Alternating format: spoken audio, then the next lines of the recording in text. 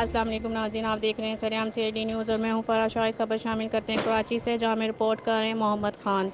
इनका कहना है कराची थाना सुखन के इलाके जुम्मा हमायती गोट, रेडी गोट और दीगर इलाकों में मावा गुटखा हेरोइन चार सरेआम फ़रोख्त। Sindh high court IG Sindh के अहकामात नज़रअंदाज। तफसीलात के मुताबिक थाना सुखन के इलाका जुम्मा हमायती गोट, रेडी गोट और दीगर इलाकों में पुलिस की सरपरस्ती में मंशियात के अड्डे दोबारा कायम हो गए हैं।